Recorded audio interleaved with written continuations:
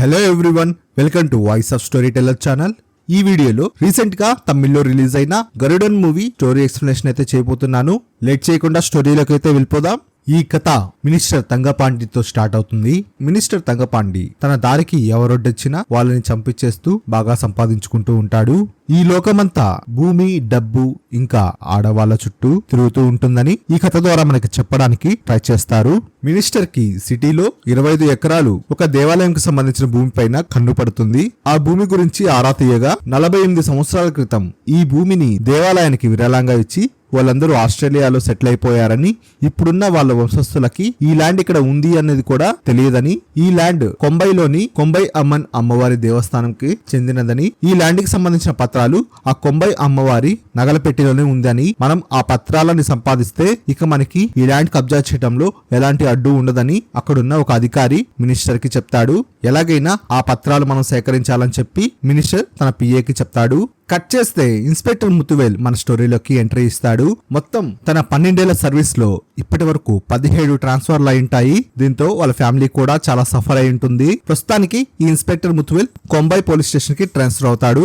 ఇంతలో వాళ్ళ పై officer call చేసి ఆ కొంబై ఊరిలో కొంబై అమ్మన్ టెంపుల్ అడ్మినిస్ట్రేషన్ కి సంబంధించిన ఆది ఇంకా కరుణ కంప్లీట్ డీటెయిల్స్ కనుక్కోమని చెప్పి ఫోన్ పెట్టేస్తాడు. ఈ ఆది ఇంకా కరుణ ఎవరంటే చిన్నప్పటి నుంచి తల్లిదండ్రులను కోల్పోయి ఇద్దరు మంచి స్నేహితులు అవుతారు. కరుణ వల్ల నానమ్మే సెల్లై ఈమె ఆది ఇంకా కరుణని చిన్నప్పటి నుంచి పెంచుతుంది. వీళ్ళ ముగ్గురు అక్కడున్న కొంబై అమ్మన్ అమ్మవారి దేవస్థానం యొక్క అడ్మినిస్ట్రేషన్ పనులన్నీ చూసుకుంటూ ఉంటారు. వీళ్ళకి తెలియకుండా ఆ దేవస్థానంలో ఎలాంటి పని జరగదు. ఇంకో విషయం ఏమిటంటే చిన్నప్పటి నుంచి ఒక పిల్లవాడు కాపాడుతూ వస్తాడు. కరుణ ఆ పిల్లవాడికి ఎవరూ లేరని తెలుసుకొని ఆ పిల్లవాడిని వాళ్ళ ఇంట్లోకి తీసుకుని వెళ్తాడు. వాళ్ళ నానమ్మ ఎవరు ఈ పిల్లవాడు అని అడగ్గా ఈ అబ్బాయి పేరు చొక్కన్ అని, ప్రతి విషయంలో నన్ను కాపాడుతూ నా వెన్నంటే ఉంటున్నాడని కరుణ చెప్పగా చొక్కని కూడా ఆది ఇంకా కరుణతో సమానంగా కరుణ వాళ్ళ నానమ్మ పెంచుతుంది.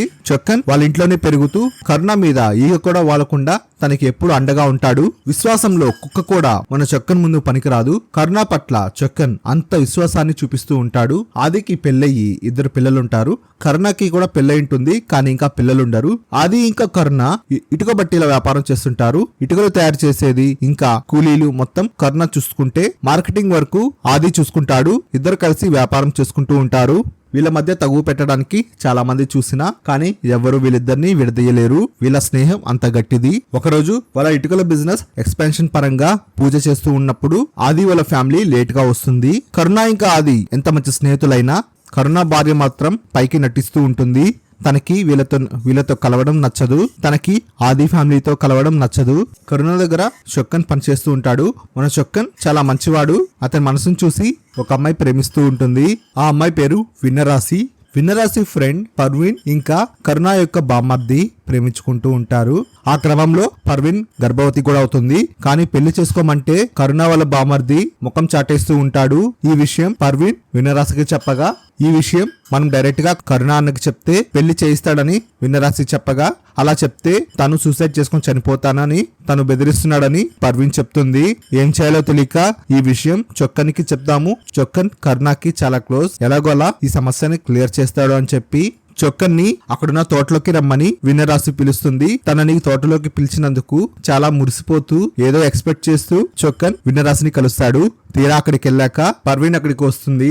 పర్వీన్ ప్రేమలో ఉంది అని చెప్పగానే చొక్కన్ పర్వీన్ తనని లవ్ చేస్తుందని అపార్థం చేసుకుంటాడు. తనకి ఇష్టం లేదని, ప్రేమించడం కుదరదని చొక్కన్ చెప్పగా పర్వీన్ కి ఇంకోలా అర్థమయ్యి ఇక తన ప్రేమకి ఎవరు సహాయం చేయరని చెప్పి అక్కడున్న బావిలో దూకేస్తుంది. చొక్కన్కి ఈత రాకపోయినా పర్వీన్ ని కాపాడడానికి దూకేస్తాడు. కట్ చేస్తే ఇద్దరు హాస్పిటల్లో ఉంటారు. ఆది ఇంకా కరుణ హాస్పిటల్ కి వస్తారు. ఏమైంది అని కరుణ అడగగానే చొక్కన్ ఉన్నది ఉన్నట్టు జరిగిందంతా చెప్తాడు. వాళ్ళ ఇంట్లో మీటింగ్ పెట్టగా వాళ్ళ బామ్మర్దిని పెళ్లి చేసుకోమని చెప్పగా వాళ్ళ మామ ఈ పెళ్లికి అస్సలు ఒప్పుకోడు. వేరే మతం అమ్మాయిని నా కొడుకిచ్చి చేయడం ఇష్టం లేదంటాడు. కానీ కరుణ గట్టిగా వార్నింగ్ ఇవ్వడంతో ఆ పెళ్లికి ఒప్పుకుంటారు. కానీ వాళ్ళ బామ్మర్దికైతే ఈ పెళ్లి చేసుకోవడం ఇష్టం లేదు. ఆది చెప్పడం వల్లే వాళ్ళ బావ కరుణ ఇలా చేశాడని మనసులో పగ పెట్టుకుని ఉంటాడు. కట్ చేస్తే నీ వల్లే నా కొడుక్కి వేరే మతం అమ్మాయికి పెళ్లి చేయాల్సి వచ్చిందని కానీ ఆది మీద కరుణ వాళ్ళ మామయ్య గొడవకి వెళ్తాడు. ఆ గొడవలో సొక్కన్ వాళ్ళ మామయ్యని చేయి కూడా చేసుకుంటాడు. మన సొక్కన్ కి కరుణ తర్వాత ఆది అంటే అంత ఇష్టం. మరోవైపు ఇన్స్పెక్టర్ ముతువేల్ కి వాళ్ళ పై ఆఫీసర్ కాల్ చేసి మినిస్టర్ తంగపాండి ఊరవతల ఉన్న క్వారీలో ఉన్నాడని, నువ్వు కొంబై అమ్మన్ టెంపుల్ గురించి చేసిన రిపోర్ట్ తీసుకుని వెళ్లి మినిస్టర్ ని కలవమని చెప్తాడు. మన ఇన్స్పెక్టర్ వెంటనే వెళ్లి మినిస్టర్ ని కలవగా మినిస్టర్ ఇన్స్పెక్టర్ ముతువేల్ కి వాళ్ళ అల్లుడైన నాగరాజ్ ని పరిచయం చేస్తాడు. నాకు ఈ కొంబై టౌన్ లో కొంత పని ఉందని, ఈ నాగరాజ్ తో కలిసి ఆ పని నువ్వు కంప్లీట్ చేయాలని చెప్పి కొంత డబ్బులు ఇవ్వబోతూ ఉంటే ఇన్స్పెక్టర్ డబ్బేం వద్దని చెప్తాడు. కానీ చాలా బలవంత పెట్టి ఇన్స్పెక్టర్ కి డబ్బు ఇస్తాడు. ఇన్స్పెక్టర్ వెళ్లిపోయాక ఈ కొంబై అమ్మన్ టెంపుల్లో అడ్మినిస్ట్రేషన్ హెడ్ అవ్వాలని, ఏదో ఒకటి చేయమని మినిస్టర్ వాళ్ళ అల్లుడు నాగరాజ్ కి చెప్తాడు. కట్ చేస్తే కరుణ వాళ్ళ నానమ్మ ఎవరి మీదో కోపంతో తెగ కళ్ళు తాగేస్తుంది. తనని ఇంట్లో జాగ్రత్తగా తీసుకుని వచ్చి సొక్కన్ పడుకోబెడతారు. కానీ తెల్లారికి తను చనిపోతుంది. తన అంత్యక్రియలు అయిపోయాక వాళ్ళ నానమ్మ ఆ కొంబై అమ్మన్ టెంపుల్ కి అడ్మినిస్ట్రేషన్ హెడ్ అవడంతో ఇప్పుడు కొత్తగా హెడ్ గా ఉండమని అందరూ కరుణని ఉండమంటారు. కానీ కరుణ నేను ఉండనని చెప్తాడు. ఇదే అవకాశంగా తీసుకొని మినిస్టర్ అల్లుడైన నాగరాజ్ అక్కడికి వచ్చి ఇదేమీ రాజరికం కాదు, ఒకరి తర్వాత ఒకరికి ఆ గుడి అడ్మినిస్ట్రేషన్ అధికారం రావడానికి ఎలక్షన్ పెట్టాలని చెప్పి అక్కడ అందరితో వాదిస్తాడు. దాంతో ఎలక్షన్ పెట్టాలని అక్కడున్న పెద్దలందరూ నిర్ణయిస్తారు. కానీ ఆది కరుణ మాత్రం ఆ ఎలక్షన్ లో సొక్కన్ని నిల్చోబెడతారు. ఫైనల్ గా ఎలక్షన్ లో సొక్కన్ ఇంకా నాగరాజ్ నిలబడగా సొక్కనే గెలుస్తాడు. సొక్కన్ గెలవడంతో ఆ దేవాలయంకి సంబంధించిన తాళాలన్నీ ఆదికి అప్పచెప్తారు. ఆ రోజు నుంచి దేవాలయం ఇంకా దేవాలయానికి సంబంధించిన ఆస్తులన్నీ ఎంతో నమ్మకమైన ఆదియే చూసుకుంటాడని అక్కడున్న పెద్దలు కూడా చెప్తారు. కానీ ఈ విషయం కరుణ భార్యకి అస్సలు జీర్ణించుకోలేదు. తను ఇంట్లో ఉరివేసుకోవడానికి సిద్ధం చేసుకుంటూ ఉండగా కరుణ అప్పుడే ఇంట్లోకి వెళ్లి చూడగా తనని ఉరివేసుకుండా ఆపి ఏమైందని అడుగుతాడు. నేను అసలు ఇంటికి వచ్చింది నువ్వు ఆ గుడికి అధికారి అవుతావని, మనం ఇంకా మంచి పొజిషన్ లోకి వెళ్లాలని అనుకున్నానని, ఇప్పుడు అధికారమే నీ దగ్గర లేకపోతే నాకు ఈ జీవితం వద్దని, నేను చనిపోతానని కరుణ భార్య తన మనసులో ఉన్న కల్ముషాన్ని తన భర్త మనసులోకి నింపడం స్టార్ట్ చేస్తుంది. కట్ చేస్తే పక్క రోజు పోలీస్ స్టేషన్ లో పంచాయతీ జరుగుతుంది. విషయం ఏమిటంటే కరుణ కూడా ఆది పిలవడంతో పోలీస్ స్టేషన్ కి వెళ్తాడు. విషయం ఏమిటంటే అమ్మవారి నగలు ఓపెన్ చేసి చూడగా అన్ని గిల్టు నగలు ఉన్నాయని, ఇన్ని రోజులు ఈ నగలను చూసుకుంటున్న వ్యక్తి అక్కడున్న అతనేనని, కానీ తనకి ఏమీ తెలియదని చెప్తున్నాడని ఆది కరుణతో చెప్తాడు. అక్కడున్న ఇన్స్పెక్టర్ వాడికి 4 తగిలిస్తే అన్ని నిజం చెప్తాడని, మీరు కంప్లైంట్ ఇవ్వమని ఆదికి ఆ ఎస్ఐ చెప్తాడు.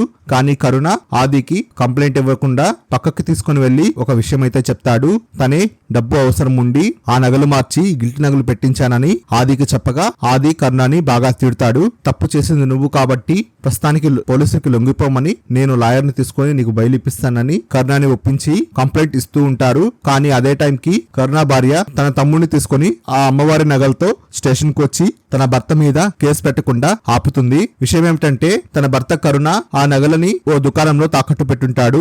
మినిస్టర్ అల్లుడు నాగరాజ్ సహాయంతో ఎవరికి తెలియకుండా ఆ నగలన్నీ విడిపించి ఏమీ తెలియనట్టు ఈ నగలు ఇంట్లోనే ఉన్నాయని చెప్పి తీసుకొని వచ్చి స్టేషన్ లో ఆ నగలని అప్పచెప్తుంది. కానీ తన భర్తకి ఆది ఇంకా ఆది భార్య గురించి చాలా తప్పుగా చెప్పి వాళ్ళ మీద ద్వేషం వచ్చేలా చెప్తుంది. తన మనసుని మరింత కల్ముషం చేస్తుంది. కట్ చేస్తే నాగరాజ్ ఇంకా కరుణ కలిసి తాగుతూ ఉంటాడు. నన్ను నువ్వు ఇవాళ పోలీస్ స్టేషన్ లో సేవ్ చేసావని, ఏమైనా అడుగు, నేను నీకోసం ఏదైనా చేస్తానని కరుణ ఆ నాగరాజుని అడుగుతాడు. కానీ అక్కడే కరుణ వాళ్ళ భార్య సొక్కన్ని అక్కడి నుంచి వెళ్ళిపోమండం కరుణ చూస్తాడు. ఏమైందిరా సొక్కన్, నిజం చెప్పు అని సొక్కన్ని అడగ్గా అసలు ఈ నాగరాజు డబ్బులు ఎందుకు ఇచ్చాడంటే మన దేవాలయం సంబంధించి కొంత స్థలం సిటీలో ఉంది.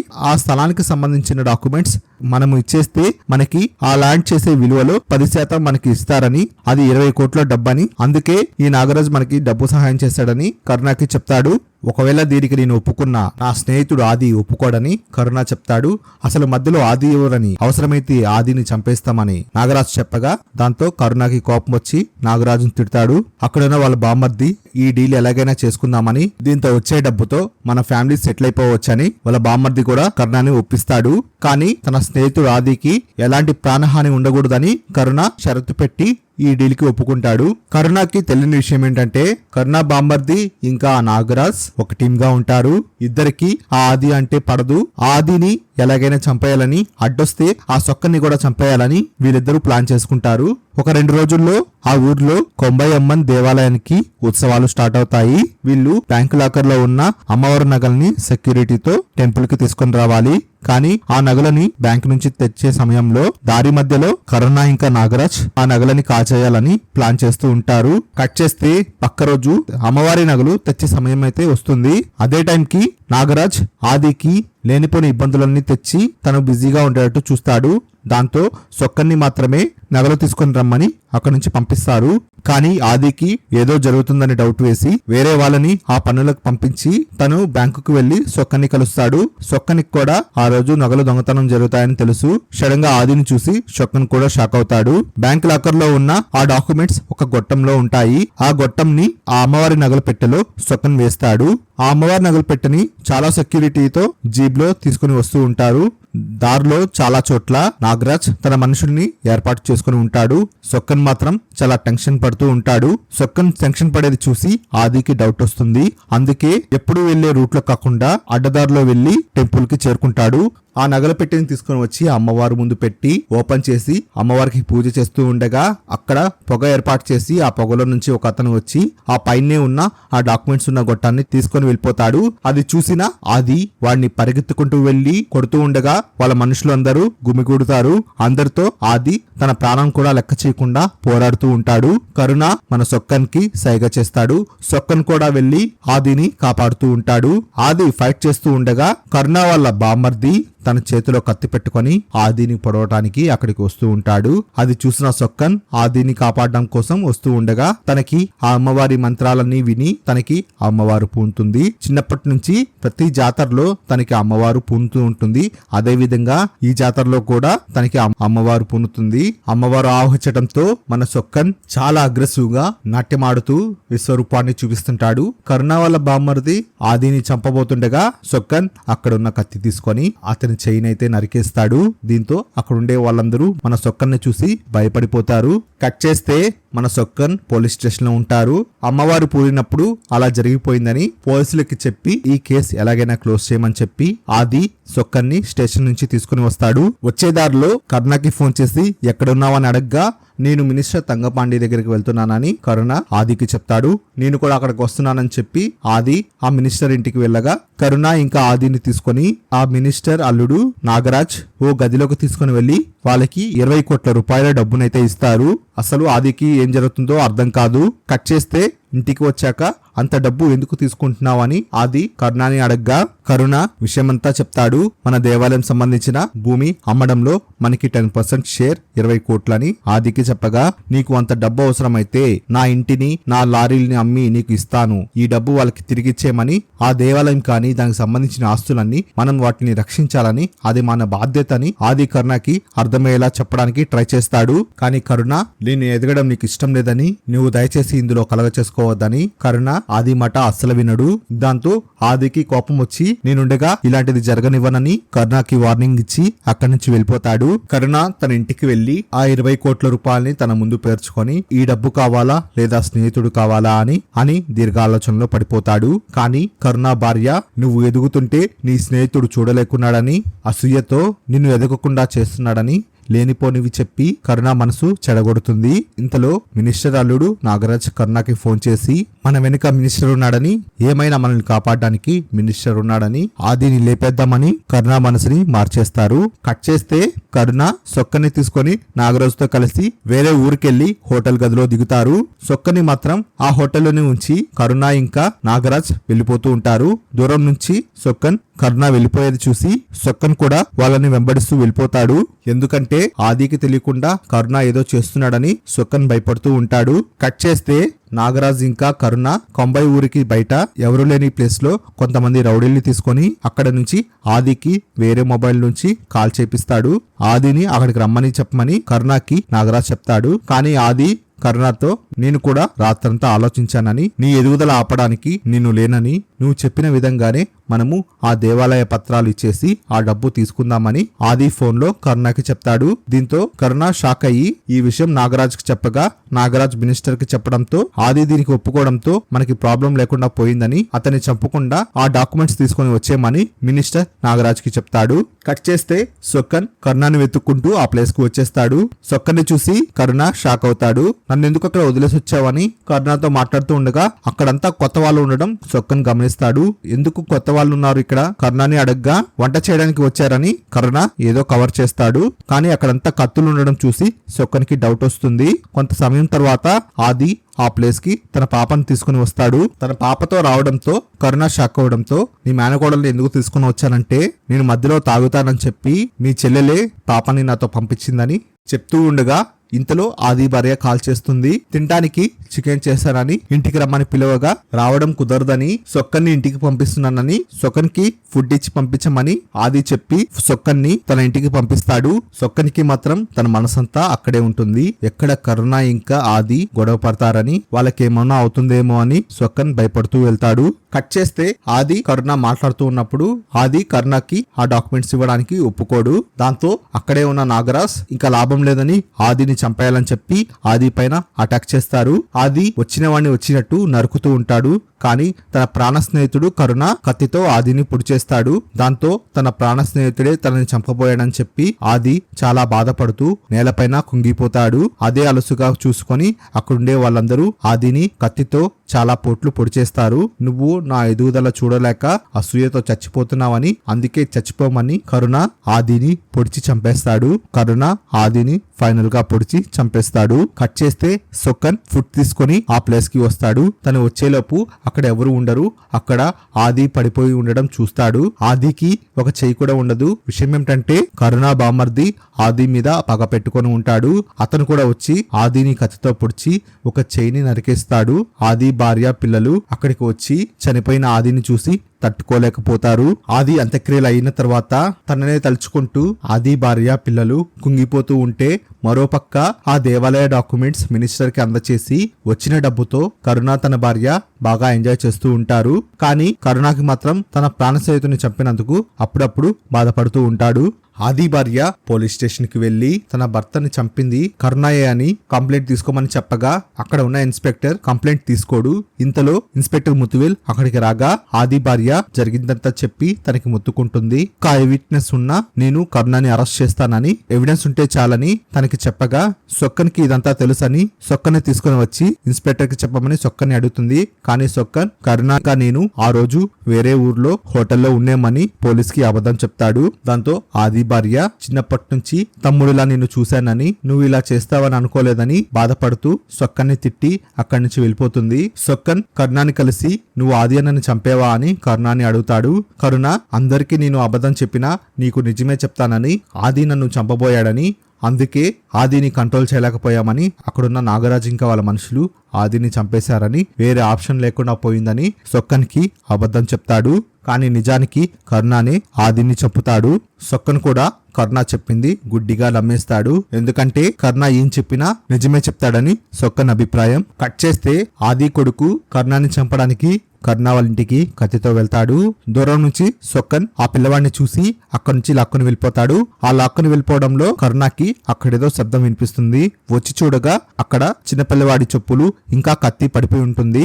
దీంతో కరుణకి అనుమానం వస్తుంది. దూరంగా అక్కడ చెట్టు వెనకాల ఎవరో ఉండడం చూసి వెళ్లి చూడగా అది మన సొక్కన్ లవర్ విన్నరాశి. ఎందుకు ఇక్కడ ఉన్నావు, ఏం చేస్తున్నావు అని విన్నరాశిని అనుమానించగా విన్నరాశికి ఆల్రెడీ కరుణ చేసే పనులన్నీ తెలుసు కాబట్టి తనని ఎదిరించి మాట్లాడుతుంది. దీంతో విన్నరాశితో ఎప్పటికైనా ప్రమాదమే అని చెప్పి కరుణ తనని కొట్టుకుంటూ అవతలకి తీసుకుని వెళ్ళిపోతాడు. కట్ చేస్తే నాగరాజ్ కరుణకి ఫోన్ చేసి నువ్వు ఆదిని చంపావు, కానీ వాళ్ళ పిల్లవాడు ఇవాళ నిన్ను చంపడానికి ట్రై చేశాడని, నువ్వు ఇలాగే వదిలేస్తే కొన్ని రోజుల్లో ఆ పిల్లవాడి చేతిలోనే నువ్వు చనిపోతావని, నువ్వు చంపలేకపోతే పర్లేదని ఆ పిల్లవాడిని నేనే చంపుతానని నాగరాజ్ కరుణకి చెప్పి ఫోన్ పెట్టేస్తాడు.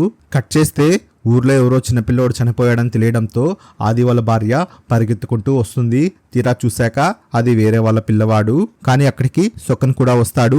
ఆది వాళ్ళ భార్యని సొక్కన్ ఆపి, అక్క నాతో ఎందుకు మాట్లాడవు? బాబు కరుణాన్ని చంపడానికి వస్తే నేనే బాబుని ఆపి ఇంటికి తీసుకుని వస్తుండగా ఆ నాగరాజ్ బాబుని చంపడానికి ట్రై చేశాడని, ఆ నాగరాజ్ని నేనే చంపేశానని వాళ్ళ అక్కకి చెప్తాడు. దాంతో తన బిడ్డను కాపాడినందుకు ఇంకా సొక్కన్ని అపార్థం చేసుకున్నందుకు సొక్కన్కి క్షమాపణలు చెప్తుంది. ఆ నాగరాజు చనిపోయినా కరుణాని చంపేదాకా ఈ ఊరి వదిలి వెళ్ళనని సొక్కన్కి చెప్తుంది. కట్ చేస్తే కరుణ సొక్కన్ని కలిసి నాగరాజు చనిపోయాడని, నాకు ఎవరిని నమ్మాలో తెలియట్లేదని నీ దగ్గర ఈ తుపాకీ పెట్టుకోమని ఒక తుపాకీని సొక్కన్కి ఇస్తాడు.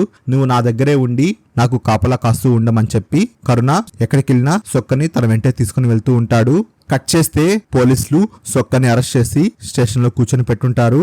నువ్వు ఆ నాగరాజుని చంపడం మాకు ఒక ఐ విట్నెస్ దొరికిందని నిజం ఒప్పుకోమని నాగరాజుని ఎంత కొట్టినా సొక్కని ఎంత కొట్టినా తను నోరు విప్పడు. ఇంతలో కరుణ సొక్కని వెతుక్కుంటూ స్టేషన్ కు వచ్చి ఎందుకు సొక్కని అరెస్ట్ చేశారని అక్కడున్న ఇన్స్పెక్టర్ ముత్తువేల్ని అడుగుతాడు. మేమెంత అడిగినా తను నోరు విప్పటం లేదని, నువ్వు అడిగితేనే తను సమాధానం చెప్తాడని ఒక్కసారి అడగమని ముత్తువేల్ కరుణకి చెప్తాడు. కరుణ ఏమైందని చెప్పగా అడిగిన వెంటనే సొక్కన్ జరిగిందంతా చెప్తాడు. ఆది వాళ్ళ బాబు నిన్ను చంపడానికి వస్తే నేనే ఆపానని, మధ్యలో నాగరాజ్ ఆ బాబుని చంపడానికి ట్రై చేస్తే నేనే చంపానని, నువ్వు నాకు తుపాకీ ఇచ్చిన తర్వాత కూడా నువ్వు ఆదియానికి అన్యాయం చేసావని నాకు అనిపించిందని, మధ్యలో చంపడానికి ట్రై చేసినా నిన్ను చంపలేకపోయానని కరుణకి చెప్తాడు. ఒక్కసారిగా కరుణ సొక్కన్ని చూసి షాక్ అయిపోతాడు. తన దగ్గర ఉన్న తుపాకీ కరుణకి తిరిగి ఇచ్చేస్తున్నా అక్కడున్న అందరూ భయపడిపోతారు. కానీ నిన్ను చంపలేనని సొక్కన్ కరుణకి చెప్పి బాధపడుతూ ఉంటాడు. ఇంతలో కరుణ భార్య తనకి ఫోన్ చేసి మా తమ్ముడు కూడా కనిపించట్లేదని చెప్తుంది. దాంతో కరుణకి సొక్కన్ మీద అనుమానం వచ్చి దీని వెనక కూడా నువ్వే ఉన్నావా అని అడగ్గా తనని కూడా నేనే చంపేశానని, ఆది వాళ్ళ కొడుకుని మీ బామర్ది చంపబోతుండగా నేను తనని చంపాల్సి వచ్చిందని సొక్కన్ కరుణకి చెప్తాడు. కరుణ నాకన్నా నీకు ఆది ఫ్యామిలీ ఎక్కువైందా అని సొక్కన్ని అడగ్గా నువ్వంటే నాకు చాలా ఇష్టమని, కానీ నేను ఆది అన్న ఫ్యామిలీలో ఒకడైపోయానని సొక్కన్ కరుణకి చెప్తాడు. నిజానికి సొక్కన్ కరుణకి ఎంత విశ్వాసంగా ఉన్నా కరుణ సొక్కన్ని వాళ్ళ ఇంట్లో కుక్కలాగే చూస్తాడు. కానీ ఆది మాత్రం కరుణని తన ఫ్యామిలీలో ఒక మెంబర్ గా చూస్తాడు. అందుకే సొక్కన్కి కూడా తెలియకుండా ఆది ఫ్యామిలీ మీద సొక్కన్కి అంత ప్రేమ ఉంటుంది. కరుణ అక్కడి నుంచి వెళ్ళిపోగానే అక్కడున్న ఇన్స్పెక్టర్ ముత్తువేల్ నీ కండిషన్ నాకు అర్థమైందని, నీకేదైనా సహాయం కావాలంటే నన్ను అడగమని ముత్తువేల్ సొక్కనికి చెప్తాడు. వాళ్ళ అక్కైన ఆది భార్య ఇంకా ఆది కొడుక్కి ప్రాణహాని ఉండడంతో వాళ్ళకి ప్రొటెక్షన్ ఇవ్వమని సొక్కన్ కోరగా వాళ్ళిద్దరిని స్టేషన్ కి పిలిపిస్తాడు. ఇన్స్పెక్టర్ ముత్తువేల్ సహాయంతో ఈ ఊరికి చాలా దూరంగా వెళ్ళిపోమని, అక్కడ పిల్లవాడికి చదువు కూడా ఏర్పాటు చేశామని సొక్కన్ వాళ్ళ అక్కని బతిమలాడగా తను ఒప్పుకొని బాబుని పాపని తీసుకొని అక్కడి నుంచి వెళ్ళిపోతుంది. ఈలోగా ఇన్స్పెక్టర్ కి మినిస్టర్ నుంచి ఫోన్ వస్తుంది. ఆ సొక్కన్ని ఎన్కౌంటర్ చేశామని చెప్పగా నేను మీకు పని మాత్రమే చేస్తానని, కానీ ప్రాణాలు మాత్రం తీయనని చెప్పి ఇన్స్పెక్టర్ ఫోన్ కట్ చేస్తాడు. తీరా చూస్తే అక్కడ సొక్కన్ ఉండడు. ఎక్కడికి వెళ్ళాడు అని అడగ్గా మెజిస్ట్రేట్ లో సబ్మిట్ చేయాలి కదా, ఫిట్నెస్ టెస్ట్ కోసం ఎస్ఐ సొక్కన్ని తీసుకుని వెళ్ళాడని ఇన్స్పెక్టర్ కి చెప్తాడు. కట్ చేస్తే ఇన్స్పెక్టర్ ముత్తువేల్ ఆ ఎస్ఐని సొక్కన్ని ఆపడానికి చాలా వేగంగా వెళ్తాడు. దారిలో ఎస్ఐ ఇంకా సొక్కన్ వెళ్తున్న ఆటో యాక్సిడెంట్ అయి ఉంటుంది. తీరా వెళ్లి చూడగా అక్కడ ఎస్ఐ గాయాలతో ఉంటాడు. సొక్కన్ అక్కడి నుంచి తప్పించుకొని వెళ్ళిపోయి ఉంటాడు.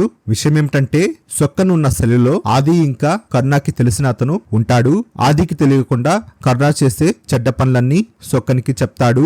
అసలు అమ్మ టెంపుల్ కి పెద్దయిన సెల్లై కరుణ వల్లే చనిపోయిందని, సహజ మరణం కాదని, ఇంకా ఆ నాగరాజుతో కలిసి ఆదిని చంపింది కరుణయే అని సొక్కనికి చెప్తాడు. అందుకే సొక్కన్ అక్కడి నుంచి తప్పించుకొని వెళ్లి కరుణ ఉండే ఇటుకల బట్టి దగ్గరికి వెళ్తాడు. కరుణ సొక్కన్ని చూసి ఒకసారిగా షాక్ అవుతాడు. నాకు అన్ని తెలిసిపోయాయని, నానమ్మని ఇంకా ఆదిని చంపింది నువ్వేనని, ఇన్ని రోజులు నువ్వు మంచివాడి అనుకున్నావని, నాకు ఇంత తెలిసినా నిన్ను చంపలేకున్నానని చెప్పి బాధపడుతూ ఉంటాడు. ఇంతలో అక్కడ దూరం నుంచి తన లవర్ విన్నరాశి దగ్గుతున్నట్టు వాయిస్ వినిపిస్తుంది. వెళ్లి చూడగా అక్కడున్న బట్టీల్లో ఆ విన్నరాశిని వేసి సజీవంగా తగలబెట్టడానికి ట్రై చేస్తుంటారు. విన్నరాశిని ఆ పరిస్థితుల్లో చూసి సొక్కన్ తట్టుకోలేక అక్కడున్న వాళ్ళు అడ్డుకోవడంతో వాళ్ళని చాలా ఘోరంగా చంపేస్తాడు. కానీ సడన్ గా కరుణ సొక్కన్ పై దాడి చేయడంతో కరుణ పైన సొక్కన్ చేయి కూడా వెత్తాడు. కరుణ ఒక ఇనుపరాటి తీసుకుని ఆల్మోస్ట్ సొక్కన్ని చంపైపోతాడు. ఇంతలో అక్కడికి ఆది భార్య తన కొడుకు సొక్కన్ కోసం అక్కడికి వస్తారు.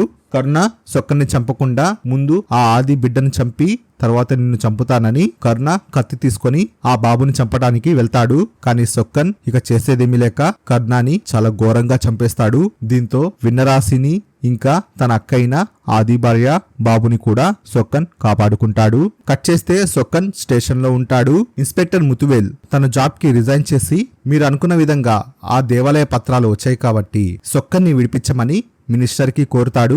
మినిస్టర్ తన పవర్ ఉపయోగించి సొక్కని విడుదలయ్యేటట్టు చేస్తాడు. ముతువేల్ సొక్కని తీసుకొని సొక్కని జాగ్రత్తగా తన ఇంటి దగ్గర విడిపిస్తారు. ఇంతటితో ఈ స్టోరీ అయిపోతుంది. మీకు నా స్టోరీ ఎక్స్ప్లెనేషన్ నచ్చినట్లయితే ప్లీజ్ ఈ వీడియోకి లైక్ చేయండి. మీరు ఈ ఛానల్ ఫస్ట్ టైం చూస్తున్నట్లయితే ఛానల్ కి సబ్స్క్రైబ్ చేసుకోవడం మర్చిపోవద్దు. సరికొత్త వీడియోతో మీ ముందుకి మళ్ళీ వస్తాను. Thanks for watching this video.